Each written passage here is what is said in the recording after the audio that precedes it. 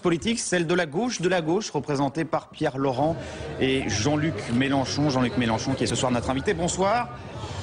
Pour vous interroger, à mes côtés, Christophe Joly du journal Métro. L'essentiel de notre entretien sera demain dans le quotidien. Pourquoi cette présence dans cette manif? François Hollande mène-t-il une politique d'austérité? C'est notre place, à nous, le Front de gauche. Vous savez bien qu'il y a un débat qui existe entre la gauche sociale-libérale et nous. Les uns sont pour les politiques d'austérité, ont décidé de se renier pour s'adapter au courant dominant de la politique économique européenne qui conduit à un désastre. Et puis de l'autre côté, vous avez cette gauche qui reste une gauche de relance de l'activité, d'augmentation des salaires, d'amélioration, de progrès social comme moteur du progrès économique. François Hollande mène-t-il une politique d'austérité?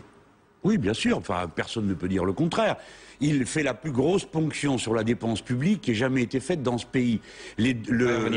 François Fillon avait retiré la moitié moins de la dépense publique que ce que fait François Hollande. Et aujourd'hui, il y rajoute encore 20 milliards.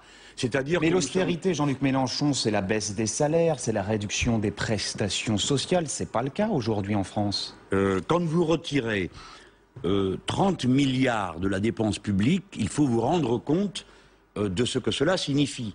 Cela va signifier des dizaines de salaires de fonctionnaires en moins, des infrastructures, des investissements publics en moins. Donc, cela va provoquer une contraction de l'activité. Comme l'activité va se contracter, les taxes et les impôts rentreront moins, donc le déficit va se creuser et on viendra nous dire d'ici quelques mois qu'il faut faire encore plus d'austérité. Voyez-vous, jusqu'à il y a peu, vous auriez pu m'objecter que c'est un raisonnement idéologique. Mais depuis, il y a l'expérience de la Grèce, de l'Italie, de l'Espagne, du Portugal. Vous ne mettez pas dans le même sac la France, l'Espagne, l'Italie.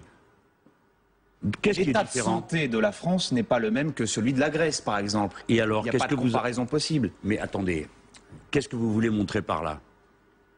Je ne vous comprends pas. La situation de la Grèce a commencé exactement comme nous sommes en train d'entrer en France dans le cercle vicieux de l'austérité. C'est-à-dire, d'abord on contracte la dépense publique. Lorsque vous prélevez, par exemple, comme ça vient d'être décidé, quelque chose comme 7 milliards par la TVA sur les revenus des gens, parce que quand vous allez acheter vos produits de première nécessité, vous avez bien compris ça, contrairement à ce qu'a dit le chef de l'État hier soir, l'essentiel de l'augmentation de la TVA se trouve dans ce qu'il a appelé la restructuration. C'est dans la couche moyenne, c'est-à-dire là où M. Sarkozy avait augmenté la TVA de 5 à 7, François Hollande la passe, de 7 à 10. De quoi on parle? Des médicaments non remboursés, des abonnements à EDF et au gaz, des transports, de la culture, du livre. Ça vous paraît pas être une ponction sur le pouvoir d'achat? C'est pour le 1er janvier 2014. Jean-Luc Mélenchon, face à la crise, peut-on éviter les mesures douloureuses? Ben non, mais ça dépend pour qui. Les mesures douloureuses consistent à réduire la part de la richesse nationale qui est prélevée par les dividendes du capital. Je voudrais vous faire remarquer que ce qui coûte le plus cher dans ce pays, par exemple, l'année dernière, ce n'est pas les cotisations sociales, ce ne sont pas les cotisations sociales. L'année dernière, on a donné plus d'argent en dividendes pour les actionnaires qu'on a donné d'argent pour les cotisations sociales. Est-ce que vous savez que lorsqu'on vous dit que les marges des entreprises ont réduit en France, ce calcul est fait après que l'on ait prélevé les dividendes? Autrement dit, cela signifie que c'est en France que le capital fait les prédations les plus importantes. La preuve, la part de la richesse du pays qui est passée au capital est passée de 3% à 9%. Ce qui coûte de plus en plus cher en France, c'est l'argent. Et lorsque le chef de l'État, hier soir, dit d'une manière manipulatrice, nous dit eh bien, regardez, la dépense publique, dorénavant, c'est 57% de la richesse du pays. On va l'entendre justement, dans un instant avec Christophe Joly, on va en parler. C'est une honte de parler comme ça, parce que ça signifie qu'il nous rend responsables de l'augmentation de la dette, et il nous rend responsables de l'augmentation des prestations sociales liées au développement du chômage. Ouais. Vous parliez des entreprises. Vous parliez des entreprises. Il y a un instant, le gouvernement a fait le choix de leur donner un peu d'oxygène en allégeant les impôts. Est-ce que c'est une ineptie, selon vous? Bien sûr, c'est un contresens. D'abord, les entreprises, ça ne veut rien dire. Il y a les très grandes entreprises, celles du CAC 40, et puis les petites et moyennes entreprises, ça n'a rien à voir. Lorsque vous faites de nouveaux cadeaux fiscaux aux très grandes entreprises, où croyez-vous que vont passer la différence? Mais qui crée les emplois, c'est pas les entreprises, qu'elles soient petites ou moyennes ou grandes? Ce sont c'est le travail qui crée l'emploi et la consommation, et principalement la consommation. Dans notre pays, 80% de la richesse résulte du moteur de la consommation et 20% de l'exportation. Donc ne renversons pas les paramètres. Donc, je viens de vous le dire, il ne faut pas confondre les très grandes entreprises qui font des maxi-profits, cotisent le moins à l'impôt sur les sociétés et les petites entreprises. Ce sont deux situations différentes. L'erreur notamment que fait le chef de l'État, c'est de les mettre toutes dans le même paquet. Et après avoir dit qu'il allait aider les entreprises par des allègements de charges, comme il appelle, mais l'impôt sur les sociétés n'est pas une charge. C'est un dû à la société. Bien. Après qu'il ait dit ça, il fait la même remise à tout le monde. La petite entreprise et la très grande, celle du CAC 40, comme la PME, sont traitées de la même manière. C'est absurde.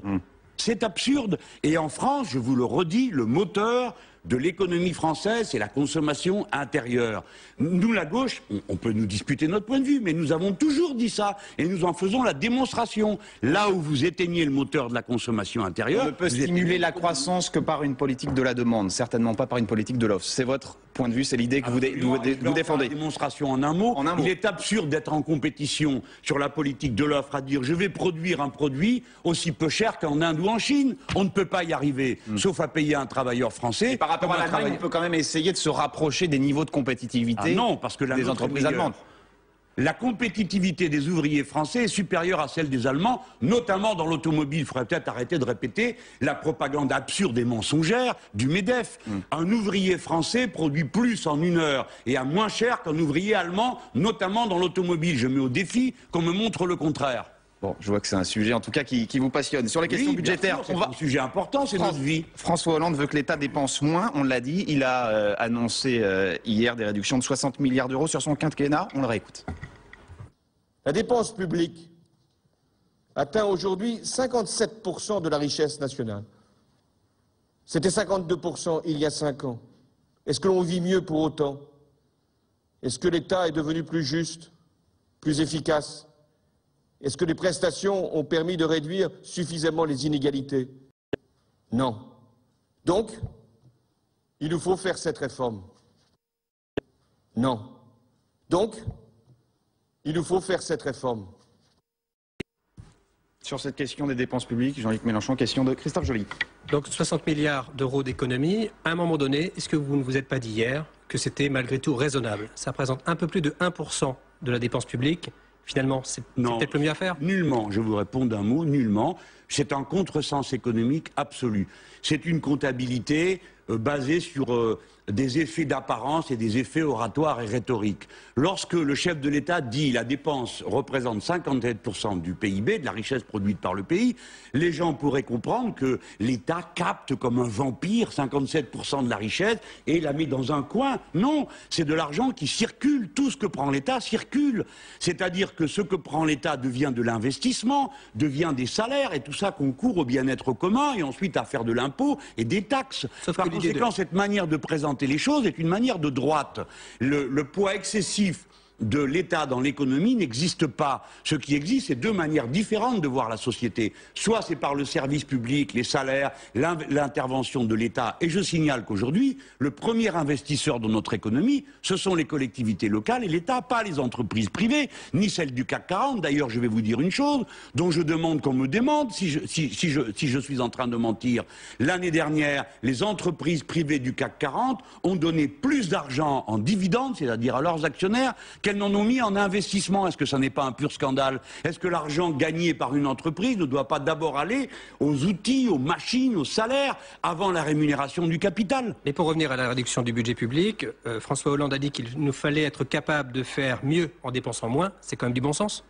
Non, c'est une formule de Nicolas Sarkozy. Donc vous m'en voudrez pas si je continue à dire que je ne suis pas d'accord avec Nicolas Sarkozy. Ça reste du bon sens. Mais non, ce n'est pas du bon sens. Ça n'a pas de signification. C'est une mauvaise plaisanterie de bistrot de dire l'État doit dépenser moins, mieux et toutes ces paroles qui ne veulent rien dire. La vérité, c'est que ce sont des prétextes pour contracter la dépense publique, pour élargir la surface du marché. Voilà ce qu'ils veulent faire tous, les sociaux-libéraux et les libéraux eux-mêmes. Mais écoutez-moi bien, si cette politique était capable de marcher quelque part dans le monde, on le verrait. Partout, elle a été appliquée, elle a échoué. Partout, sans exception. Et les pays qui ont été ruinés à cause de cela, je pense à tous ceux de l'Amérique latine, puisque vous savez que je suis de très près ce qui s'y passe. Regardez l'Argentine qui était ruinée comme la Grèce. Elle a pris les mesures décisives de rupture avec les méthodes du libéralisme. Où en est-elle aujourd'hui? Elle manque de main-d'œuvre pour accomplir tout le travail qui est à faire. Le chômage est arrivé. Les pays nordiques ont fait des réformes et les pays nordiques se portent plutôt bien. Ah bon? Vous y vivez? Qui est-ce qui se porte bien dans les pays nordiques? Pardon, dites-le-moi vite. Suède, Norvège, Finlande, tout ça, sont des pays qui... Pourquoi vous parlez plus d'Allemagne tout d'un coup? Parce que jusqu'à présent, à la mode, c'était l'Allemagne. Non, ces pays ne vont pas bien. Certains d'entre eux ont une rente pétrolière qui leur permet d'amortir les chocs économiques. Mais si vous prenez l'exemple de l'Allemagne, vous découvrirez que les chômeurs en Allemagne sont pour 70% d'entre eux en dessous du seuil de pauvreté. C'est ça le modèle? Le travailleur allemand coûte plus cher aujourd'hui que le travailleur français et le résultat est que la société allemande, la société je dis, pas les grandes sociétés, est plus pauvre. C'est ça le modèle? Je vous le redis, si nous relançons l'activité, la France respirera et comme la France respirera, l'Europe respirera et le monde respirera. Parce que l'Europe, c'est 25% de la richesse du monde. Sauf que la logique, c'est aussi de réaffecter une partie de ces ressources sur les ministères prioritaires. La justice, la police, l'éducation. Ça c'est logique, vous pouvez pas le contester, c'est une bonne chose. De quelles ressources parlez-vous? C'est-à-dire qu'on va réaffecter une partie de ces économies au bénéfice. Il y a des gens pour lesquels le poste est moins important que dans l'éducation, la police ou la justice. Et renforcer ces postes régaliens, c'est quand même une bonne chose. Non, mais est-ce que c'est l'idée de ces économies? C'est-à-dire qu'on fait des économies et on réaffecte? C'est de l'arsouille tout ça. Le budget de l'État va être comprimé. Dans le même temps, certains secteurs sont réputés protégés. Mais nous devons regarder de près ce que signifie cette protection. Par exemple, recréer 40 000 emplois dans l'éducation nationale, ça ne comblera pas tous les postes qui ont été supprimés sous l'époque Sarkozy. Ça va être fait en 5 ans. Donc je vous en prie, arrêtons de manipuler des chiffres pour tromper les gens. Bon, donc, dans 3 secteurs de l'État, les postes seront au mieux gelés et non pas augmentés par rapport à ce qu'ils étaient avant que la droite y soit. Et dans tout le reste, comme c'est à effectif constant, les effectifs vont être encore plus brutalisés que dans le passé. Vous voudriez que je me réjouisse de ça?